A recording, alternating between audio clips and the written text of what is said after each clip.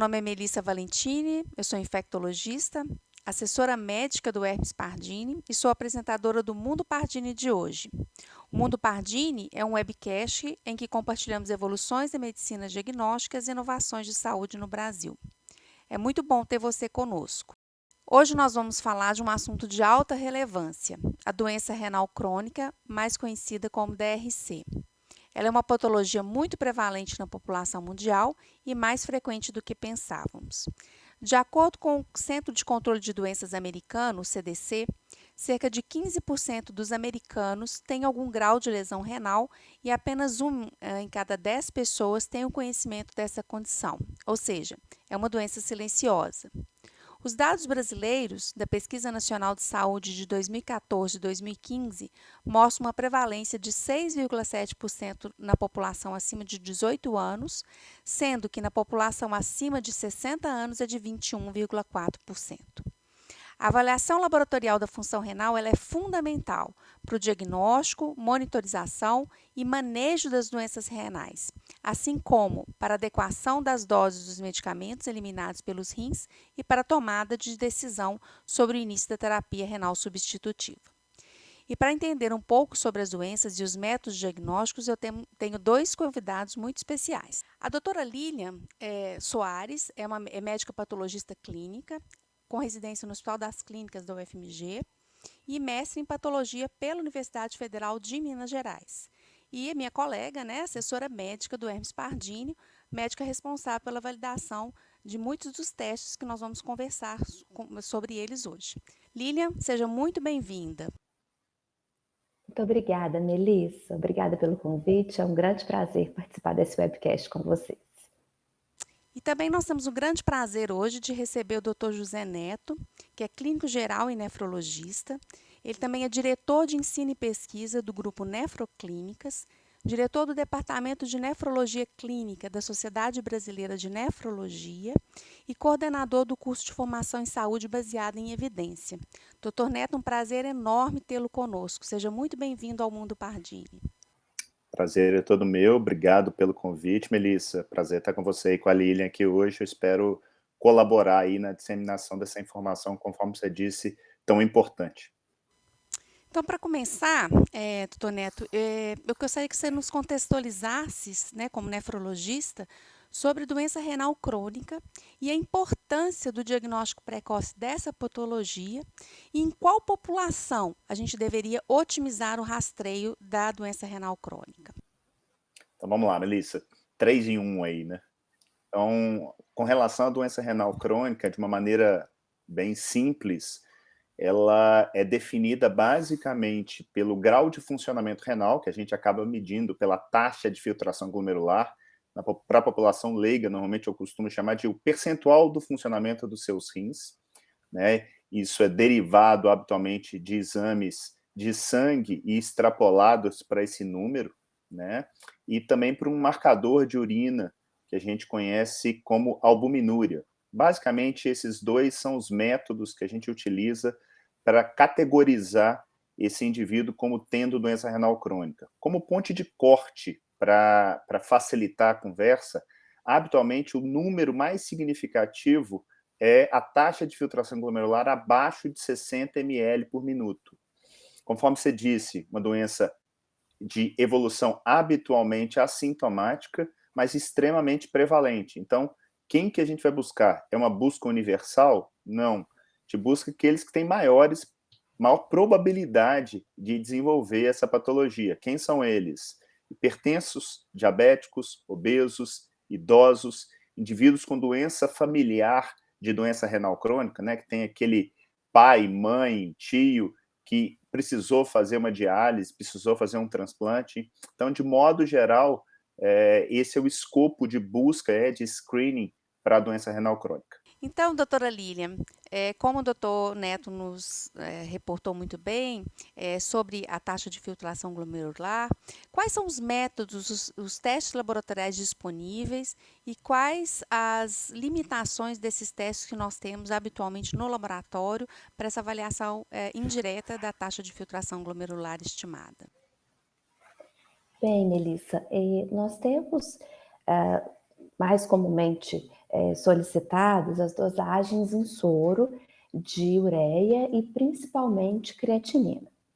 A ureia ela é dosada no laboratório por métodos enzimáticos colorimétricos, mas ela tem uma série de limitações e talvez as principais delas sejam o fato de ser muito influenciada por dois fatores principais não relacionados à filtração glomerular, que são a dieta e o estado de hidratação do paciente.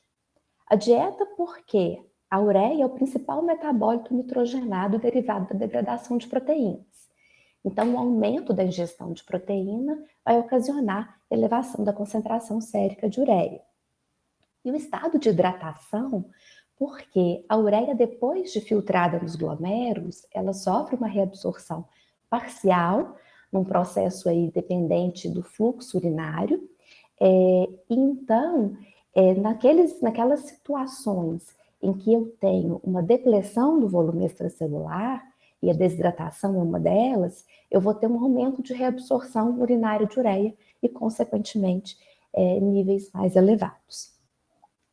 Já a creatinina é um marcador mais utilizado na prática médica e é dosado nos laboratórios por dois métodos principais. Ou o método de Jaffe, que a gente chama também de picrato alcalino, ou então o método enzimático. A reação de Jaffe é um método mais tradicional, mas ela sofre muitos interferentes. Nós temos uma série de substâncias presentes nas amostras dos pacientes que podem interferir no resultado. Então, nós temos aí a interferência pelas proteínas plasmáticas, glicose, ácido úrico, cetonas, tudo isso interferindo. Os ensaios mais recentes têm alguns procedimentos para minimizar essa interferência. Mas o método disponível mais específico que a gente tem hoje, utilizado habitualmente nos laboratórios, é o método enzimático. O importante é que, seja o método baseado na reação de Jaffe, seja o enzimático, o ensaio usado pelo laboratório precisa ser padronizado de acordo com o método de referência, que é o método IDMS, e a espectrometria de massas com diluição isotópica.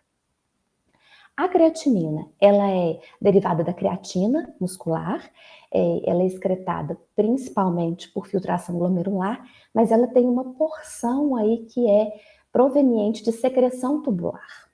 Então, medicamentos que interfiram nessa secreção tubular, cimetidina, trimetoprim, entre outros, vão ocasionar uma elevação da creatinina sérica. Mas o principal determinante da creatinina não relacionada à filtração glomerular é, na verdade, a massa muscular. Como eu disse, a creatinina ela é proporcional à massa muscular. Então, se eu tenho aí amputação de membros, desnutrição, todas essas condições que cursam com uma massa muscular excessivamente reduzida ou aumentada, vão ser um interferente importante para as dosagens de creatinina. E ela vai ser influenciada por fatores até mesmo como sexo, idade, exatamente por influenciarem a massa muscular do indivíduo. E como o doutor José Neto muito bem comentou, hoje a recomendação, né, o passo inicial para avaliação do paciente é a dosagem da creatinina sérica, acompanhada do resultado da taxa de filtração glomerular estimada com base nesse marcador.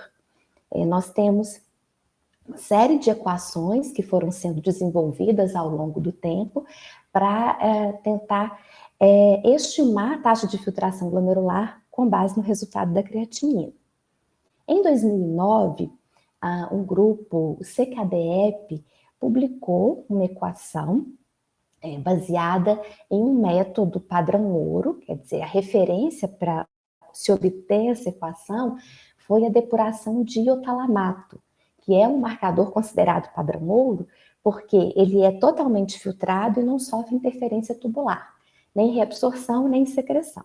Então, com base nos resultados obtidos por esse método padrão ouro, foi desenvolvida uma equação que leva, além da creatinina sérica, outras variáveis, que são a idade, sexo e um ajuste por raça ou etnia, que seria aí uma tentativa de compensar o impacto da massa muscular no resultado da creatinina. Muito se discutiu nos últimos anos a respeito desse ajuste pela raça ou etnia, porque isso foi validado só na população americana. Há uma intensa miscigenação, como a gente vê claramente, principalmente aqui na população brasileira, e alguns estudos mostraram que esse ajuste acabava levando a uma superestimativa da taxa de filtração glomerular na população negra. Então, ele acabava piorando o desempenho da equação nessa população. Então, em 2021, a gente teve aí o desenvolvimento de uma força-tarefa da National Kidney Foundation, juntamente com a Sociedade Americana de Nefrologia, e eles discutiram muito essa questão do ajuste e optou-se por aboli-lo. Então, foi desenvolvida uma nova equação com o mesmo banco de dados de 2009, mas agora sem esse ajuste por raça ou etnia, que é a equação CKD-EP 2021. Na verdade, são duas equações. A gente tem uma equação baseada somente na creatinina e uma outra equação baseada na creatinina e também um outro marcador muito interessante, que é a cistatina C. E aí a gente tem uma outra forte recomendação dessa força-tarefa, que é a utilização mais rotineira da cistatina C, principalmente para confirmar a taxa de filtração glomerular estimada em pacientes com doença renal crônica ou em risco de desenvolvê-la. Cistatina C é uma proteína livremente filtrada, mas que é totalmente reabsorvida e em seguida metabolizada. Então, ela não retorna para a circulação na sua forma intacta. Por isso, ela pode ser utilizada, então, como marcador da filtração glomerular. E hoje, a gente tem, então, essas dosagens de cistatina C no laboratório por nefilometria ou imunoturbidimetria, e a equação que utiliza, além da creatinina, também a cistatina C, tem sido considerada até mesmo mais acurada que a equação somente com a creatinina. Perfeito, Lília. Lá no Pardini, os nossos laudos já tem, né, a fórmula de CKD PI 2021, né, e nós já vamos implantar, nós já temos a dosagem da cistatina C, como Lilian colocou, e já estamos elaborando um novo teste, né, que dose cistatina C e creatinina e já libere para o médico o resultado da taxa de filtração glomerular com esses dois marcadores. Embora, se hoje não tendo, o médico pode solicitar os dois testes separadamente e está amplamente liberado, né? Os testes, é só você entrar no site deles para poder fazer os testes, né, naqueles laboratórios que não liberam as taxas de acordo com o recomendado. Isso que a Lilian falou é perfeito. A gente acura mais o resultado, mas eu acho que o buraco nosso, infelizmente, é mais embaixo. As pessoas ainda mal dosam a taxa de filtração glomerular, né? Então, eu falo que eu gosto muito de analogia e eu brinco muito, por exemplo, não adianta nada a mulher querer passar o batom antes de tomar banho, né? Eu acho que a primeira coisa é a gente conseguir trazer para a comunidade científica que não basta dosar a creatinina, muito menos a ureia, né? Então, se a gente conseguir aferir, mesmo que não de uma forma tão acurada quanto eu tenho creatinina e cistatina C juntos, eu acho que a gente já vai estar fazendo um belo trabalho junto aos nossos clientes finais, né, aos nossos pacientes. Com certeza, a gente vê isso claramente. Às vezes a pessoa usa o valor isolado da creatinina sem avaliar, porque às vezes você tem uma pessoa, né, mais velha com a creatinina que num jovem estaria normal, mas para aquela população ela já não estaria mais normal, né? E Lília estava falando, eu sou infectologista clínica, eu tenho quase 500 pacientes HIV positivos, e uma das drogas que nós usamos é o dolutegravir. E o dolutegravir aumenta a creatinina por reabsorção, né, por impedir a reabsorção da creatinina. Então, a gente vê claramente quando o paciente começa a tomar a droga, a creatinina aumenta entre 0,2 a 0,3. E aí a gente passa a usar aquele set point Então isso é importante, quando é uma medicação de uso contínuo, que vai alterar a dosagem de creatinina, a gente mudar aquele set point e a partir daquele set point a gente fazer o monitoramento do paciente a partir daquele momento. Então, uma dúvida muito comum, que até a Lilian já colocou um pouco, é a questão da creatina, né? Hoje, a gente até fez, saiu tem uns dias atrás, de uso de testosterona para pessoas que não têm indicação do uso de testosterona, né? Então, a gente tem visto hoje essa busca pelo corpo perfeito, a busca pela beleza, e a gente tem visto muito, então, as pessoas usando várias coisas dentro da academia, e uma delas é a creatina, né? Então, eu queria que vocês falassem um pouquinho para mim sobre o uso desse suplemento, o quanto que ele pode interferir na dosagem da creatinina, o que você sugere, suspensão, quanto tempo de suspensão, para que a gente possa ter uma creatinina dosada de forma fidedigna. Então, vamos lá. Bom, isso que você comentou, Melissa, é a rotina do nosso dia a dia, e eu acho que a primeira coisa é qualquer tipo de intervenção, seja ela farmacológica, não farmacológica, cirúrgica, ela tem um potencial benefício e um potencial dolo, qualquer coisa. Na verdade, a vida é assim, né? Então, a primeira coisa que precisa ser muito bem pensada é o porquê você está usando aquilo. No caso da creatina, ela, diferente da maioria dos suplementos, que virou uma panaceia bizarra, a creatina está super bem validada. Ela funciona mesmo, e ela funciona melhorando exercícios de força. A pessoa normalmente consegue ter uma performance melhorada com o uso da creatina, e sugere-se alguma coisa também em exercício de endurance, mas não com tanta evidência, né, com tanta acurácia como a gente tem para essa primeira indicação que eu citei. Bom, a partir do momento que a gente sabe disso, que funciona, não adianta nada a pessoa querer usar creatina e só se matricular na academia, né? Ela não vai fazer milagre, né? Você precisa fazer força para ter um potencial benefício. E mesmo assim, cerca de 30% das pessoas não vão ter o benefício. A medicação, a suplementação, ela não funciona para todo mundo, do mesmo jeito que um antihipertensivo ou um antidepressivo não funciona para todo mundo. Faz parte do jogo. Sabendo disso, a gente passa por risco de dolo. Poxa, existe eu diria que uma mística de que a creatina lesa a função renal. Aparentemente não é isso que acontece. Aparentemente você tem um ganho de massa muscular e, por si só, a creatina ela é um metabólito da creatinina, da fosfocreatina. Então, até por absorção, você pode ter um exame de creatinina sérica, plasmática, mais elevado do que a gente esperaria, não porque a função renal está ruim, mas porque aquela creatina acabou entrando ali e falseando o resultado da sua creatinina. O que hoje a Sociedade de Nefrologia, de modo geral, né, recomenda, e recomenda muito mais baseado em opinião de especialista do que numa evidência muito robusta, primeiro, pensa bem, se você tem função renal normal, ok, é relativamente tranquilo, mas se você tem função renal alterada, acompanhe isso muito de perto, porque se esse risco existe, mesmo que ele seja pequeno, eventualmente, para quem não tem risco nenhum, ou risco muito baixo, é tranquilo, mas para você que já tem uma doença de base, ou já tem uma doença renal crônica estabelecida, pesa bem esse custo-benefício. Hoje, o que eu recomendo em relação, e o que tem na literatura, é que para você ter uma diferença em relação à creatinina, sendo que você parou de usar a creatina, é algo na casa de 4 a 5 semanas.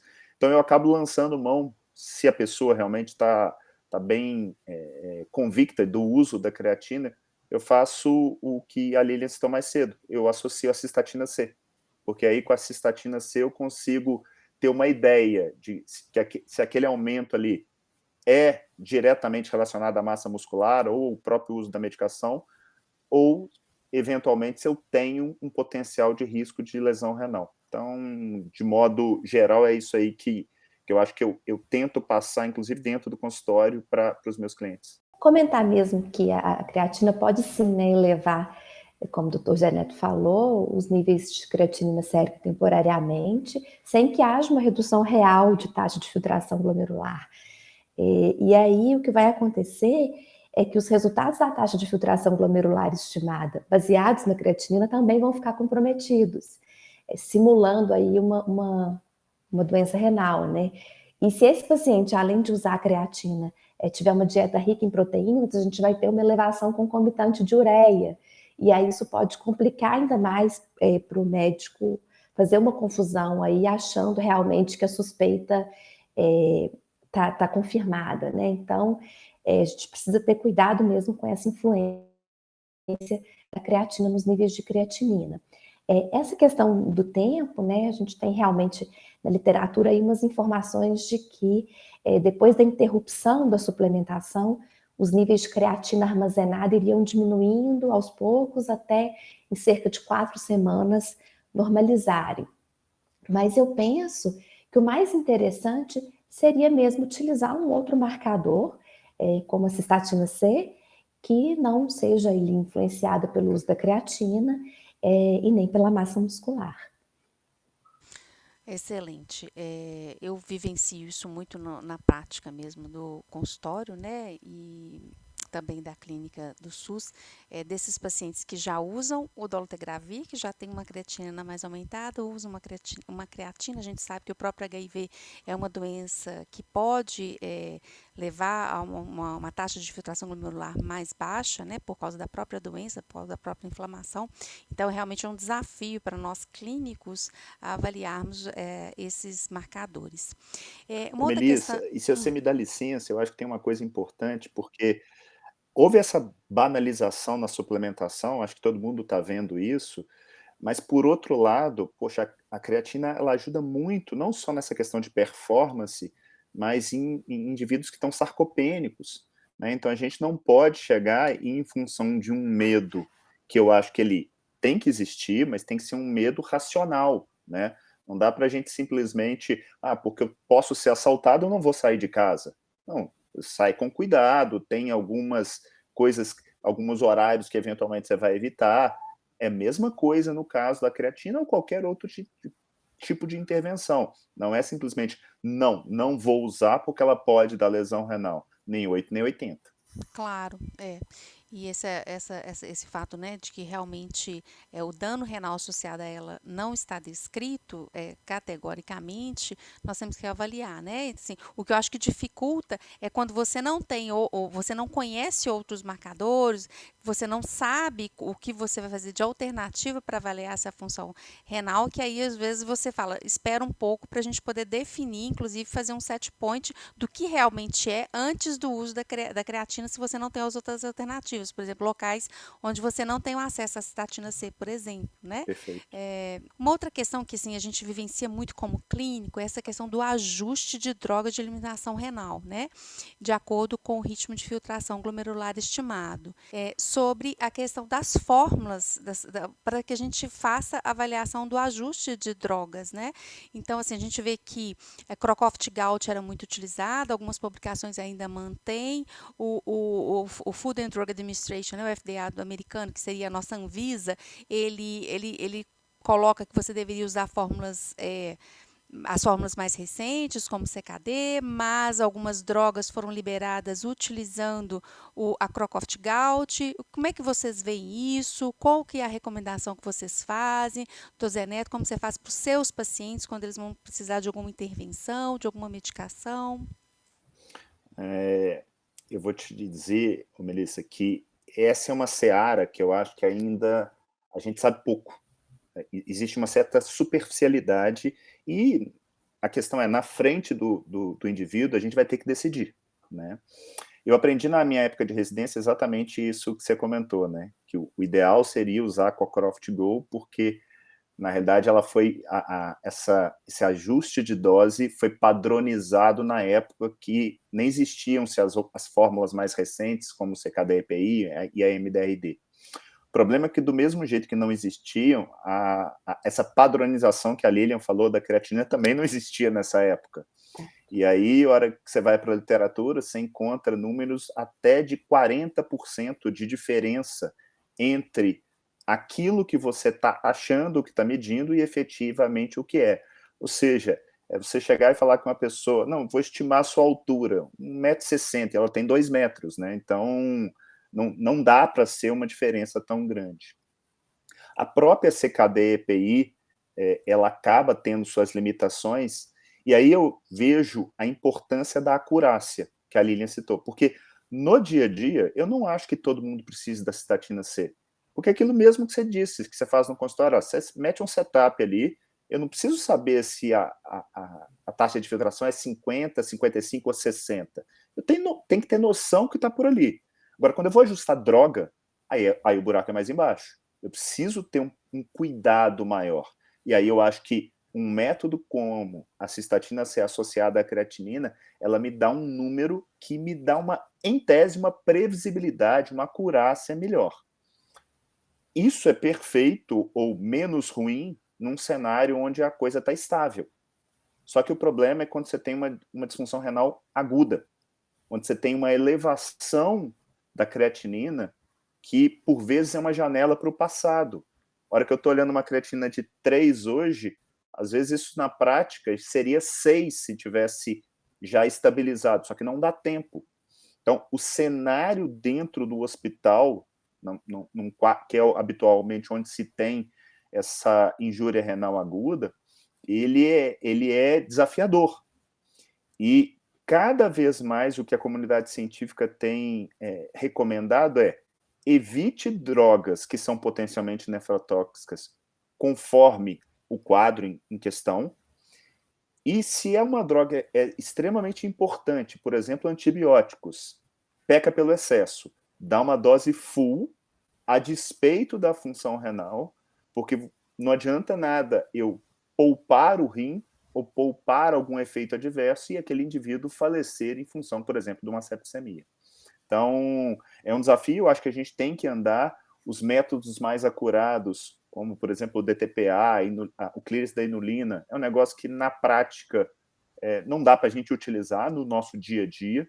Então, as alternativas que a gente acaba lançando mão como nefrologista pragmático que sou, são essas que eu citei. Excelente. Alguma coisa, Lília, para complementar? Eu queria reforçar essa questão que o Dr. Zé Neto falou mesmo, a respeito do Cockcroft Gold, que ela foi proposta em 76, né, 1976. E depois dessa recalibração dos ensaios para dosagem de creatinina com o padrão rastreável ao método de referência DMS, ela não foi reexpressa. Então, a gente acaba superestimando a taxa de filtração glomerular quando eu utilizo essa fórmula com as dosagens de creatinina atuais, que têm resultados mais baixos que as dosagens da época.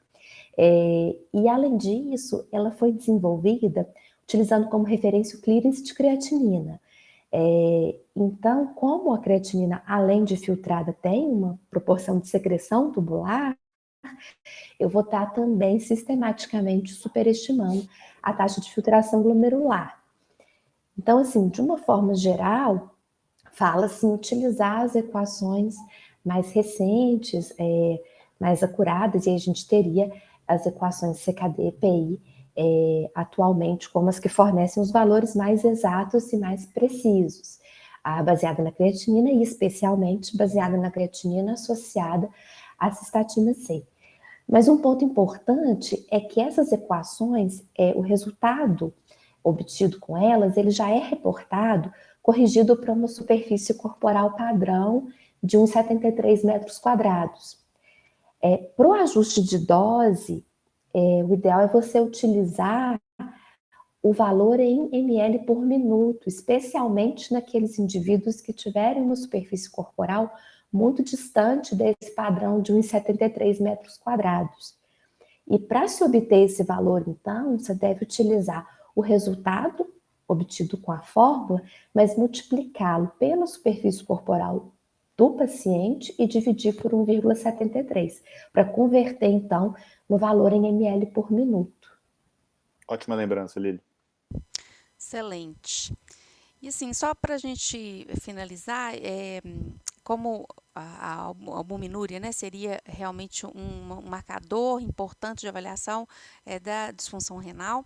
E aí a gente vê várias formas de se dosar, né, a albuminúria, a microalbuminúria, em urina amostra recente, urina 12 horas, urina 24 horas, o que tem muita confusão, inclusive nos pedidos dos colegas, né? A gente sabe da questão pré-analítica, né, Lília? Da coleta de urina em períodos maiores, a urina recente ela não tem esse impacto, porque seria uma urina só. Então, assim, eu queria que vocês colocassem para a gente essas limitações, para quem realmente eu tenho que fazer 24 horas, quem que eu poderia tirar 24 horas a 12 horas para que eu tenha essa limitação desse problema pré-analítico. Vocês me passassem um pouquinho desse âmbito de vocês, da experiência de vocês. Melissa, na realidade, assim, proteinúria, até prova em contrário, é algo patológico. Então, a gente precisa quantificar isso de alguma maneira. A maneira mais acurada que a gente tem hoje é a urina de 24 horas. Mas, como você já bem adiantou, ela tem uns problemas pré-analíticos, né? Isso não só do ponto de vista técnico da patologia clínica, mas também do próprio indivíduo, né? Ficar juntando xixi 24 horas definitivamente não deve ser das tarefas mais legais de se fazer. Então, a gente precisa entender se, de fato, esse ganho de acurácia na clínica vale a pena frente a uma alternativa que a gente tem, que é muito mais simples, que é usar um spot de urina que mostrou-se ter uma correlação boa, aceitável, entre a urina de 24 horas e essa forma mais simplista de fazer. E eu vou deixar porque certamente a Lília vai entender muito mais disso do que eu. Existem fatores intervenientes aí, né, nessa coleta, né, que eventualmente a gente tem que chegar e falar, não, peraí, nesse aqui eu vou precisar de uma urina de 24 horas, nem que seja para validar o meu resultado e ter esse set point de para onde ir, para onde eu vou. Quando eu tenho, de modo geral, na minha prática, eu vou precisar aferir essa... Não estou rastreando, tá? Como rastreamento, eu nunca uso urina de 24 horas. Eu sempre faço rastreamento com relação à albumina creatinina. Se eu já acredito que tem uma proteinúria, aí talvez eu parta para uma urina de 24 horas para já quantificar isso, eventualmente fazer uma imunofixação ou uma eletroforese que seja. Mas como screening, esse screening básico, o diabético, o hipertenso, o obeso, o idoso, que eu quero ver, ele tem uma creatina um pouquinho mais alta, ou mesmo que não tenha, ele tem alguma coisa de albuminúria, que isso é um reflexo, inclusive, de lesão vascular endotelial, eu só faço o screening com a razão albumina creatinina. No cenário de utilizar-se a urina de 24 horas, aí normalmente eu faço os dois, para ter uma ideia de se um está batendo com o outro. Mas aí daí a 3 meses eu vou fazer um novo exame. Eu não vou fazer os dois. Eu vou dosar só a razão, seja proteína creatinina, quando eu tenho uma quantidade aumentada, por exemplo, num nefrótico, numa nefropatia diabética já mais bem estabelecida, ou a albuminúria, eventualmente, quando você só tem essa lesão, vou chamar de menos grave aqui, mas sem querer colocar isso como sendo simples ou tranquilo, né? Porque a gente já sabe que esse é um belo de um cartão amarelo. Para quem tem isso, abra o olho, porque está associado a desfechos clínicos muito sérios no que tange a doença cardiovascular, doença renal e tantos desfechos negativos associados aí. E tem aquela coisa do meio do caminho, né? Que é a dosagem com urina de 12 horas, né? Então, se você está meio que na dúvida, mas se é complicado fazer aquela coisa de 24 horas, você tem algo ali no meio do caminho. Eu vou dizer para vocês que, na minha prática clínica, eu uso pouco dessa opção. A gente tem que saber que está no nosso arsenal diagnóstico ali. Realmente, a urina de 24 horas a gente considera aí como a grande referência, a forma definitiva, né, de demonstrar a presença de proteinúria. Ela vai contemplar as flutuações ao longo aí de 24 horas na excreção de proteína, mas erros na coleta de urina de 24 horas são muito frequentes, né? Tem toda a questão do armazenamento refrigerado também, que quando não é feito, há uma degradação da creatinina presente ali na urina. Então, hoje, a amostra isolada de urina, ela é considerada um primeiro passo muito razoável, e aí a gente dá preferência para a primeira urina da manhã, né, a que tem a melhor correlação com a proteinúria na urina de 24 horas, mas se não for possível também, há outras amostras isoladas aí ao longo do dia podem ser utilizados. Um ponto muito importante é que seja sempre feita a correção para a creatinina naquela mesma amostra de urina. Então, a gente trabalha com a razão albumina-creatinina para corrigir aí eventuais questões relacionadas à hidratação do paciente, né? Diminuir a influência de uma amostra muito concentrada ou muito diluída. Então, a gente trabalha com essa razão, a albumina-creatinina. Esses outros tipos de amostra, eles já têm um grau de recomendação menor, como a urina de 12 horas. Entra uma questão mais de conveniência mesmo, pela dificuldade toda da coleta em 24, por exemplo. Se for utilizar a urina de 12 horas, uma questão interessante é colher durante a noite, essa urina overnight, que a gente evitaria aí a influência de alguns fatores que poderiam, né, afetar a excreção urinária de proteína, como atividade física e ortostatismo.